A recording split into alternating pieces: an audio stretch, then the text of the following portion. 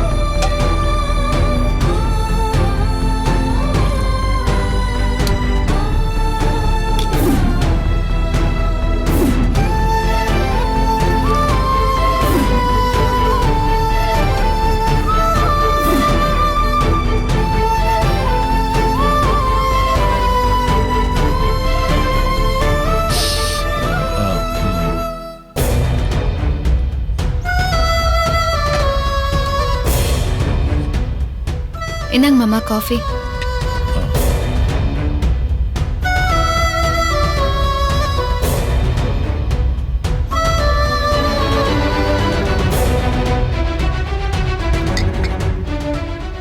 இப்ப எதுக்குமா சுடு தண்ணி கொண்டு வந்திருக்க?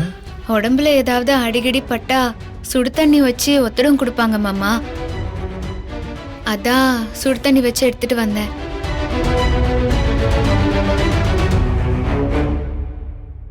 கைய காட்டுங்க மாமா. எனக்கு அடிபட்டதுன்னு உனக்கு யாருமா சொன்னது? நீங்க சொல்லலன்னா தெரியாம போயிடுமா மாமா. அப்ப அந்த இனியா சொன்னாளா? அவருக்கு அடிபட்டுடுச்சு, நானும் என் புருஷனும் தான் முன்னாடி நின்று காப்பாத்தணும்னு தம்பட்ட அடிச்சிருப்பாள. அந்த எண்ணத்துல அவ சொல்லல மாமா. அவருக்கு அடிபட்டதுக்கு ட்ரீட்மெண்ட் எடுக்க அவர் ஹாஸ்பிட்டலுக்கும் போக மாட்டாரு. அதனால அவருக்கு அட்லீஸ்ட் ஃபர்ஸ்ட் எய்டாவது பண்ணுன்னு அக்கறையா தான் அவ சொன்னா.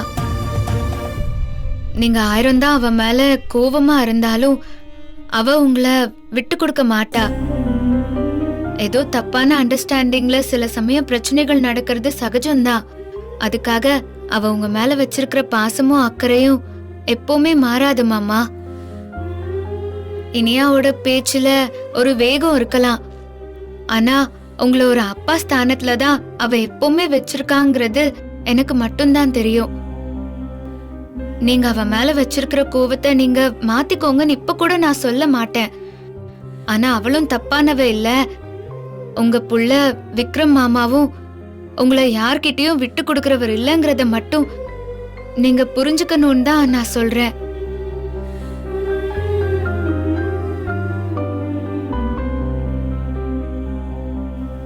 கை காட்டுங்க மாமா.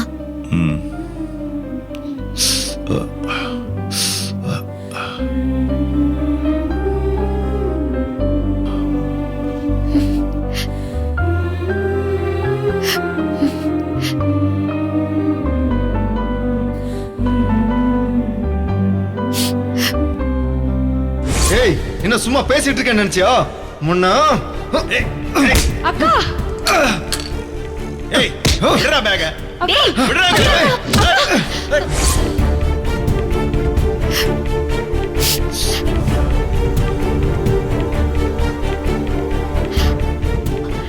என்ன அள்ளி, என்ன இது? மாமாக்கு என்னாச்சு? அது வர வழியில மாமா கால் தடுக்கி விழுந்துட்டாரா அத்தை. ஐயோ,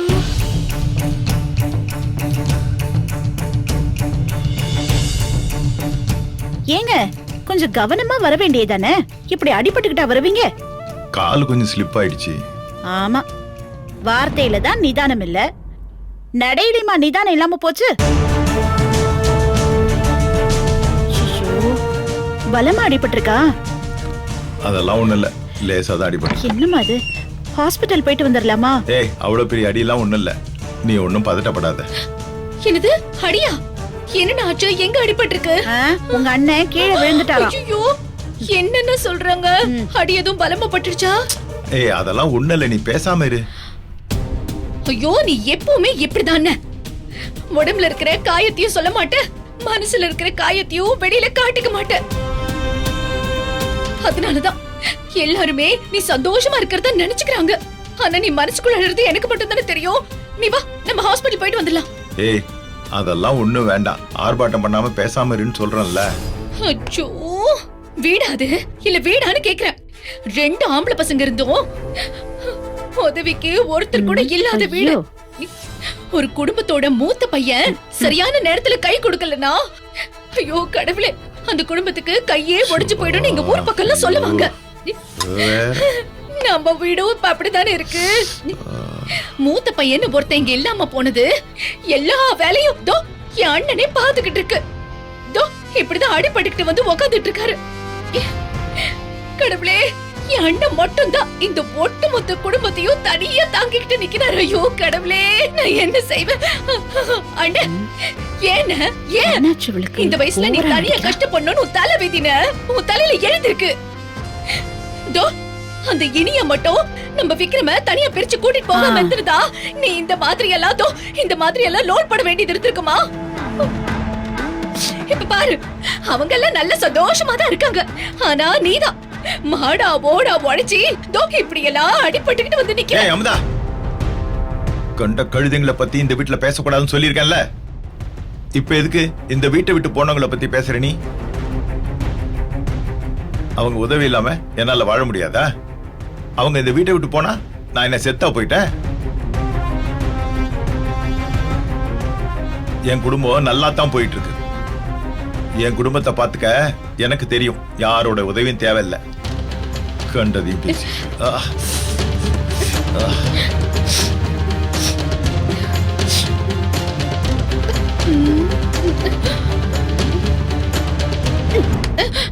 என்ன வாய மூடிட்டு சும்மா இருக்க மாட்டியா?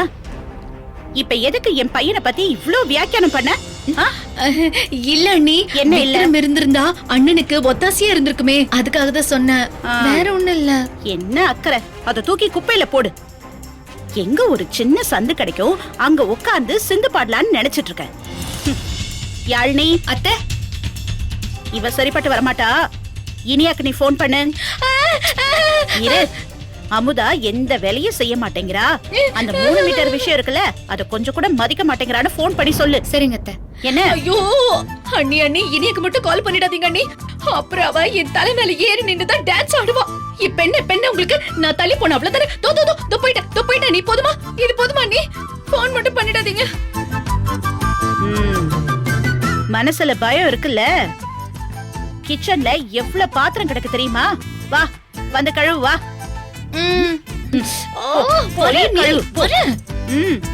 போ.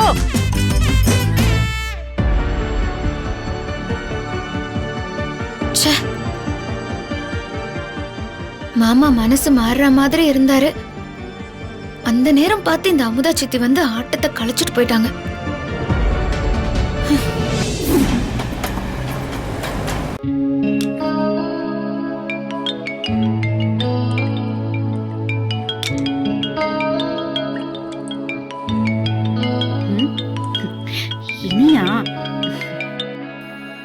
இனியா எப்படிமா இருக்க? நல்லா இருக்கேன் அத்தை. நீங்க என்ன செய்றீங்க? நான் என்னத்த செய்ய போறேன், கிச்சன்ல வேலை பார்த்துட்டு இருக்கேன். அத்தை, மாமாக்கு எப்படி இருக்கு? என்ன மாமாவுக்கு? ஏன் கேக்குற இனியா? இல்ல, மாமாவுக்கு அடிபட்டுருச்சுல அத்தை, அதான் இப்ப மாமா எப்படி இருக்காருன்னு கேட்டேன். அது எப்படி உனக்கு தெரியும்? ஓ, அப்ப மாமா உங்ககிட்ட எதுவும் சொல்லலையா? இல்லையே, என்னாச்சு? சொல்லலையா? நான் வெளியே ஒரு வேலையா போயிருந்தேன் அத்தை. அப்போ வழியில அங்க மாமாவும் வந்துட்டு இருந்தாரு.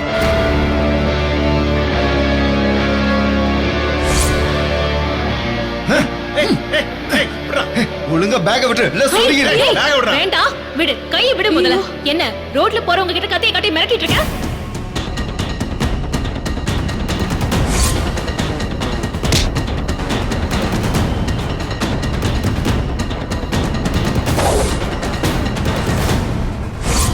ஐயோ, இவ்ளோ நடந்திருக்கா? அதுதான் கையில காயம் இருந்துச்சா? நான் கேட்டேன், கீழே தடுக்கி விழுந்தேன்னு சொன்னாரு. என்னவா? என்ன சொல்றாரா? மாமா நடந்த விஷயத்த சொல்லாம மறைச்சு கீழே விழுந்துட்டேன்னு மாத்தி சொல்லிருக்காரு. ஓஹோ, ஸ்பீக்கர்ல போடு. எங்க போடு. ஏமா உங்க புருஷனுக்கு கொஞ்சம் கூட புத்தியே வராதா? நல்ல மனசுங்கிறது இல்லையா? எப்ப பார்த்தாலும் செடிஸ்டிக்கா இப்படி ஈகோஸ்டிக்கா தான் இருப்பாரா? இல்லைங்க, இரு சொல்லுவோமே, தெரியட்டும் உங்களுக்கு. ஒரு ரவுடி என்ன அடிக்க வந்தா இனியா தான் எப்படியோ என்ன காப்பாத்துனா அப்படிங்கிற உண்மையை அவர் சொன்னாருன்னா அவருக்கு ரீடம் கைண்ட் கீழே விழுந்துருமா? இவ்வளவு வயசாயும் ஏன் இவர் இவ்வளவு திமிரா இருக்காரு? எனக்கு வர கோவத்துக்கு நடந்தது எவ்வளவு பெரிய பிரச்சனை தெரியுமா? ஒரு ரவுடி அவரை கத்தியால குத்த போறான், எல்லாருமே பயந்து ஓடுறாங்க. இனியாதான் தைரியமா ஒரு கட்டையை எடுத்து ரவுடி கையில அடிச்சா. இவ மட்டும் ஒரு செகண்ட் டிலே பண்ணிருந்தா இந்நேரத்துக்கு அவர் வீட்டுக்கு வந்து சீன் போட்டுட்டு இருந்திருக்க முடியாது. உயிரோட இருந்திருப்பாராங்கிறதே சந்தேகம் தான். என்னங்க உண்மையதானே சொல்றோம். இனியா அந்த அளவுக்கு ஒரு குரூஷியலான சமயத்துல அவரை காப்பாத்திருக்கா. பதிலுக்கு அந்த ரவுடி என்ன பண்ணா தெரியுமா? கட்டையால இனியா வயத்துல அடிக்க வந்தான். ஐயோ, என்னப்பா சொல்ற? இல்ல அத்தை, பதறாதீங்க ஒண்ணுல. இன்னும் ஒரே ஒரு செகண்ட் நாங்க லேட்டா போயிருந்தோம்னா நிச்சயமா இனியாக்கு வயத்துல அடிபட்டிருக்கும். ஏதாவது ரொம்ப தப்பா நடந்திருக்கும். அப்புறம் கடவுளே, அவ எவ்வளவு ரிஸ்க் எடுத்து அவ உயிரை பணைய வச்சு, குழந்தை உயிரையும் பணைய வச்சு அப்பா உயிரை காப்பாத்தி அனுப்பியிருக்கா. இந்த சமயத்துல நன்றிய உணராம இன்னும் திமிராவே இருக்காரு அவரு. இல்ல உண்மை சொல்லிடலாம் இனியா, ப்ளீஸ். அம்மா, இதுல ஹைலைட்டா அப்பா என்ன பண்ணாரு தெரியுமா? நல்ல வேளை நான் அங்க வந்து அவனை அடிச்சு அப்பாவுடைய பணத்தை அந்த ரவுடி கிட்ட இருந்து வாங்கி மறுபடியும் அப்பா கிட்ட கொடுக்கறேன். இவரு அந்த பணத்தை நான் தொட்டேங்கிற ஒரே காரணத்தினால அந்த பணத்தை திரும்ப ரவுடி கிட்டயே கொடுத்துட்டாரு. மனசுல இவ்வளவு வன்மத்தையும் வெறுப்பையும் சுமந்துட்டு இருக்கிற மனுஷனை என் லைஃப்ல இப்படி பார்த்ததே இல்லை. இத்தனை வருஷம் உங்களோட சேர்ந்து வாழ்ந்திருக்காருல, உங்க குணம் கொஞ்சம் கூட அவருக்கு வரலையே, எப்படி அது? நான் முன்ன ரொம்ப ரஃபான ஆளா தான் இருந்தேன், கோவக்காரனா தான் இருந்தேன், யாரையுமே எடுத்த உடனே அடிக்கிறவனா தான் இருந்தேன். இனியா ஒருத்தி என் லைஃப்ல வந்ததுனால நான் எவ்வளவு மாறி இருக்கேன்னு உங்களுக்கு தெரியும்ல. இத்தனை வருஷம் அவர் உங்களோட சேர்ந்து வாழறாரு, எப்படி அவர் இன்னும் கொஞ்சம் கூட மாறாம இருக்காரு? எனக்கு புரியல. அது எனக்கு ரொம்ப மனசு வெறுத்து போகுது. அவர் இப்படிதாங்கிறது தெரிஞ்ச விஷயம் தானே. அவரு ஒழுங்கா இருந்தா ஏன் நம்ம ரெண்டு குடும்பமும் பிரிஞ்சு இருக்க போகுது? அவருக்கு நடந்த உண்மையை அப்படியே சொல்றதுக்கு தன்மானம் இடம் கொடுக்கல. மருமக காப்பாத்திருக்கா, பிடிக்காத மகன் வந்து காப்பாத்திருக்கான். அதை எப்படி கௌரவத்தை விட்டு சொல்ல முடியும்? அதான் அவரு சொல்லல. கரெக்ட் தான். என்கிட்ட சொல்றதுக்கு முன்னாடி யாழ்னி கிட்டையும் அப்படிதான் சொல்லி நம்ப வச்சிருக்காரு. அத்தை, நான் யாழ்னி கிட்ட இதை முன்னாடியே சொல்லிட்டேனே அத்தை. என்னது சொல்லிட்டியா? ஆனா யாழ்னி தான் அவரு சொல்றதுக்கு முன்னாடி மாமாக்கு கீழே விழுந்ததுல அடிபட்டுருச்சுன்னு சொன்னா. ஒருவேளை சொன்னா நீங்க வருத்தப்படுவீங்கன்னு அவ மறைச்சிருப்பா அத்தை. இருக்கலாம். அவதான் நான் கொஞ்சம் வருத்தப்பட்டா கூட தாங்கிக்க மாட்டாளே. சரி இனியா, அவரோட புத்தி தெரிஞ்சது தானே. அவரை நினைச்சு நீங்க ரெண்டு பேரும் கவலைப்படாதீங்க. அப்படி கவலைப்படாம இருக்க முடியலையே. அவர் காயத்தோட நின்னப்ப வெளியில காட்டிக்கலனாலும் என் மனசு எவ்வளவு துடிச்சதுன்னு எனக்கு தான் தெரியும். அத்தை, அவருக்கு உள்காயம் எதுவும் இருக்க போது. எதுக்கும் வலி அதிகமா இருந்தா பக்கத்துல இருக்கிற ஹாஸ்பிட்டல் கூட்டிட்டு போய் செக் பண்ணி பாத்துக்கோங்க. ட்ரீட்மெண்டா அவருக்கா? டாக்டர் ட்ரீட்மெண்ட் எல்லாம் ஒண்ணு வேணாம். இப்போ நான் ஒரு ட்ரீட்மெண்ட் அவருக்கு கொடுக்க போறேன். இவ்வளவு விஷயத்தையும் மறைச்சிட்டு திமிரா இருக்காருல்ல. நான் கொடுக்கறேன் ட்ரீட்மெண்ட். பாத்துக்கிட்டே இரு. இப்ப இவங்க என்ன பண்ண போறாங்க? இனியா, அத்தை சொல்றத நல்லா கேளு. உன் குழந்தைய பத்திரமா பெத்து கொடுக்க வேண்டியது உன் கடமை. நீ இன்னொரு தடவை இப்படி எல்லாம் ரிஸ்க் எடுக்காத. புரியுதா நான் சொல்றது? அத்தை, மாமாக்கு ஒரு பிரச்சனைன்னு ஒன்னே என்னால வேற எதையும் யோசிக்க முடியல அத்தை. சரி, இனி நான் கவனமா இருந்துக்கிறேன். அத்தை, அப்புறம் இன்னொரு விஷயம்.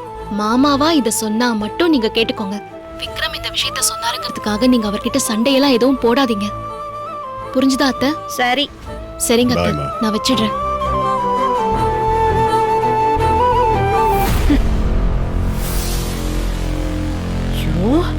எவ்வளவு தலகணும் பாரு இவருக்கு. பொண்டாட்டிக்கிட்ட கூட நடந்த விஷயத்த சொல்ல மாட்டாரா? அப்புறம் எதுக்கு இத்தனை வருஷம் அவர் கூட குப்பை குட்டி இருக்கணும்? அவரை வர இல்ல இல்ல இப்ப வேணாம். இப்ப அவரே டென்ஷன்ல இருக்காரு. இப்ப பேசினா கோவத்தை நம்ம பக்கம் திருப்பிடுவாரு. கோவம் குறைஞ்சதுக்கு அப்புறம் எதுக்காவது கூப்பிடுவார்ல. அப்ப வச்சுக்கிறேன். அப்ப வச்சுக்கிறேன் அவரை. எவ்வளவு ஆணவம் இவருக்கு.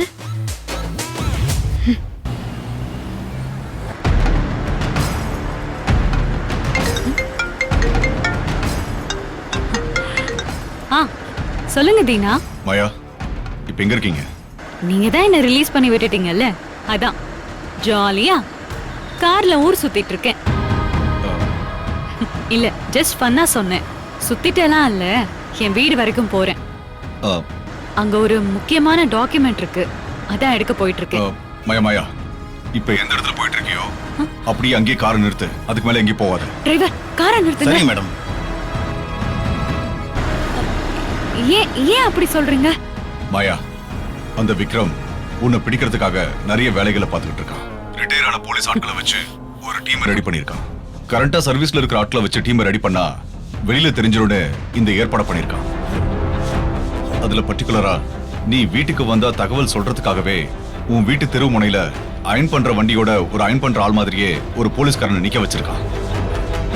நீ மட்டும் இப்ப வீட்டுக்கு போனீனா உடனே அவன் விக்ரம்க்கு போன் பண்ணுவான். விக்ரம் ஒரு டீமோட வந்து உன்னை அரெஸ்ட் பண்ணாலும் பண்ணுவான். சரியா?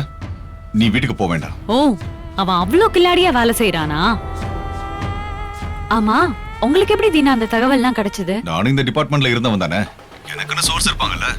விக்ரமோட மூவ வாட்ச் பண்ணி அப்பப்போ எனக்கு தகவல் சொல்றதுக்கு அந்த ஸ்டேஷன்ல எனக்கு ஒரு ஆள் இருக்கான். Very good. சரி, அப்படியே அவங்கள டச்ல வச்சுக்கோங்க. சரி சரி, நீ அப்படியே திரும்ப வந்துரு, வீட்டு பக்கம் போயிடாத. இந்த விஷயத்த சொல்லிட்டீங்கல்ல, இனி நான் பாத்துக்கிறேன். நீங்க கவலையை விடுங்க. என்ன ஃபாலோ பண்றதுக்கு ஆள் வச்சிருக்கான்ல விக்ரம், அவனுக்கு நான் யாருன்னு காட்டுறேன். ஓகே. டிரைவர் மேடம் போங்க. Okay madam.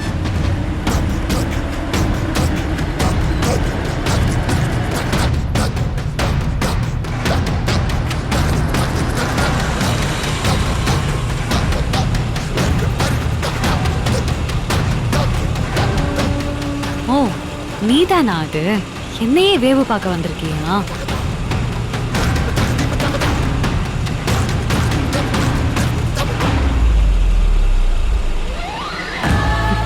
போங்கண்ணே. Okay madam.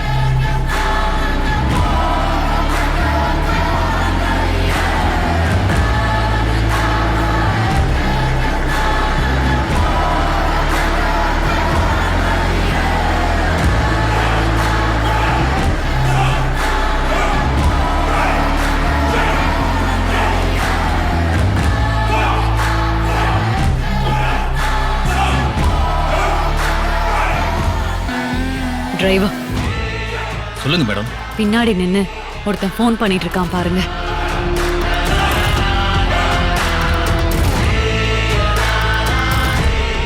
ஆமா மேடம். அதோ நிக்கிறான் பாருங்க, அவனை அடிச்சு தூக்குங்க. Okay madam. Come on.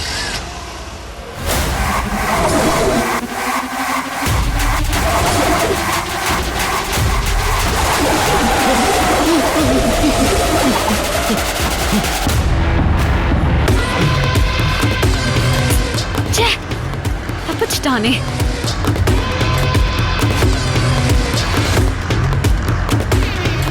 மாயாவை கண்காணிக்கிறதுக்கு ஆள் வைக்கிறியா விக்ரம்? எவனாவது இனி என் வழியில வந்தான் தொலைஞ்சான்.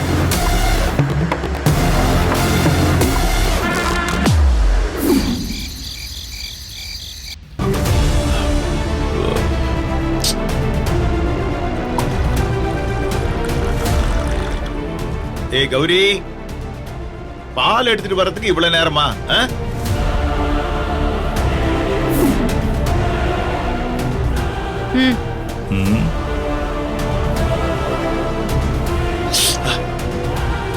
இவ்வளவு சூடா இருக்கு, எப்படி குடிக்கிறது? ஏன் ஆறுனதுக்கு அப்புறம் குடிச்சா குறைஞ்சா போயிருவீங்க? என்ன ஏடா கூடமா பேசிட்டு இருக்க? போய் மாத்திரை எடுத்துட்டு வா. ஆமா, மாத்திரை எடுத்து குடுக்கறதுக்கு, பால் கொண்டு வந்து குடுக்கறதுக்கு, இதுக்கு தானே என்ன உங்களுக்கு கட்டி வச்சிருக்காங்க. ஏய், இப்ப என்ன நடந்துச்சு நீ இப்படி எகிரிட்டு இருக்க? ஆமா, வெளியில போயிட்டு காயத்தோட திரும்பி வந்தீங்களே, எப்படி கையில இந்த காயம் வந்துச்சு? கீழே விழுந்ததுனாலயா வந்துச்சு?